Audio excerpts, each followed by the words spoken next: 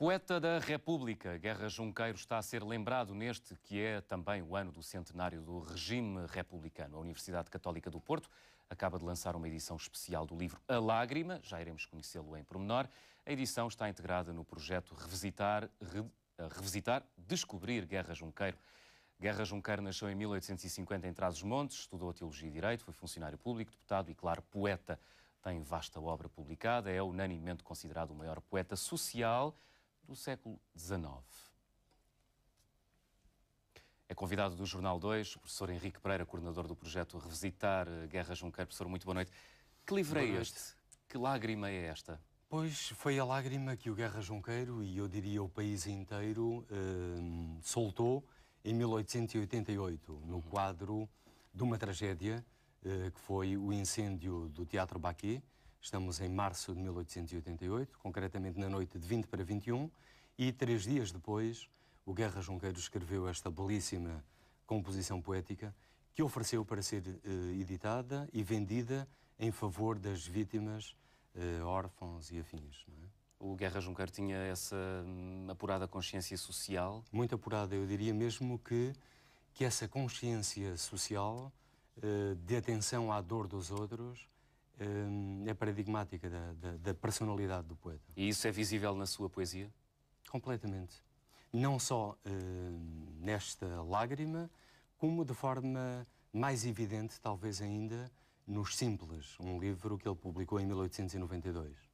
Depois de uma desilusão política bastante grande. Este livro está inserido num projeto mais lato, mais largo, que é o projeto Revisitar, Descobrir Guerra Junqueiro.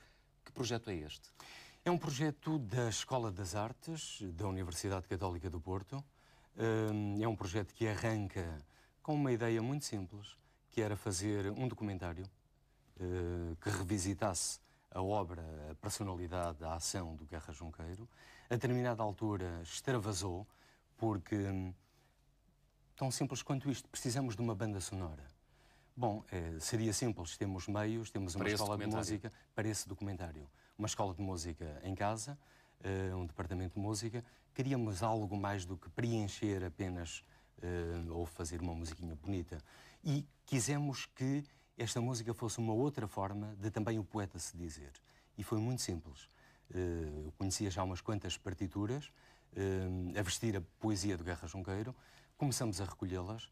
Rapidamente percebemos que havia mais de 2 dezenas. A determinada altura perguntámos-nos por que não revisitar o poeta com as linguagens de hoje. E surgiram composições hip-hop, eletrónica, bossa nova, enfim, associada a outras mais de cariz erudito e outras até popular. 40 composições, o que diz muito bem, ilustra bem a forte recepção que este poeta teve no país. Não só no país, também em Espanha, também no Brasil. Isso leva-me a uma questão que gostaria de lhe colocar. Há a percepção da importância do poeta Guerra Junqueiro hoje? Hoje? Eu diria que não, de todo. Daí o revisitar e daí o descobrir. Eu diria... Mas isso deve-se a quê? À ignorância? À ignorância? Guerra Junqueiro tornou-se... É um poeta maldito? Também. Porquê? Também. Porque o Guerra Junqueiro, costumo dizer que travou 2 batalhas das quais ninguém sai ileso. A batalha política e a batalha religiosa.